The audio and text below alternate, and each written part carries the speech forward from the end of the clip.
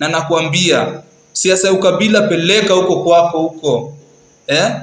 Wewe mwenyewe hata kiti MCA peke yake ilikushinda na uko hapo unaanza kuongea mbaya ati wao Wakikuyu nini. Heshimu kabila zote za hapa Kenya bwana. Siasa ya ukabila itakusaidia. What if baba saizi amue kwenda kwa Gachagua, utafanya nini? Kwa sababu wewe kila kitu baba anasema wewe ndio unafuataga because wewe unajua baba ndiye anakulipianga rent yako. Gaucho, acha siasa ya ukabila.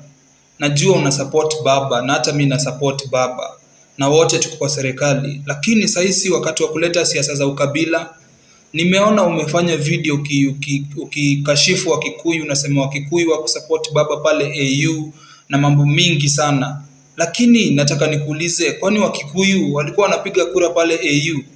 Kwa sababu nimeona umefanya video ukiongelea Wakikuyu vibaya sana. Unasema Margaret Nduta saizi ndio Wakikuyu wanaona wanahitaji support ya Raila na ABCD. Kuna time inafika Gaucho tuna react, tuna act kama Wakenya.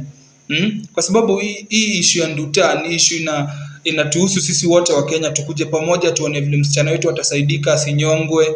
Lakini wewe unafanya video ukisema Wakikuyu walicheka baba vile alilose sijui nini. Sisi wote tuna support baba, lakini wacha kuongea ni kama mtu ufikiri, ni kama wazimu.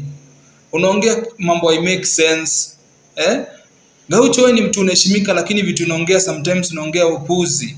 Kwa sababu hii issue ni issue inahusu Wakenya wote, si Nduta ama Mkikuyu ama nani na nani. Watu kama nyinyi ndio mnaeneza ukabila. Mnaeneza ukabila hii Kenya na tutakataa mambo kama hiyo. Kwa sababu Nduta ni Mkenya. Ni msichana wetu Mkenya, na ukisikia kesi yake yeye aliekelewa tu transport hizo vitu. Lakini wewe sasa umechukua hiyo mambo ya Nduta jina yake ni ya Mkikuyu, umeweka Wakikuyu wote hapo na watusi. Gaucho, heshimu Wakikuyu. Hiyo siasa ya ukabila hakuna pale itatupeleka kama Wakenya. Sisi wote tuko kwa serikali, yes. Hata mimi niko kwa serikali. Tuna support president, tuna support Raila. Yes, tunawasupport. Lakini hao ni viongozi wenye wanahitaji kurata ya Wakikuyu. Wakikuyu pia ni Wakenya kama watu wengine.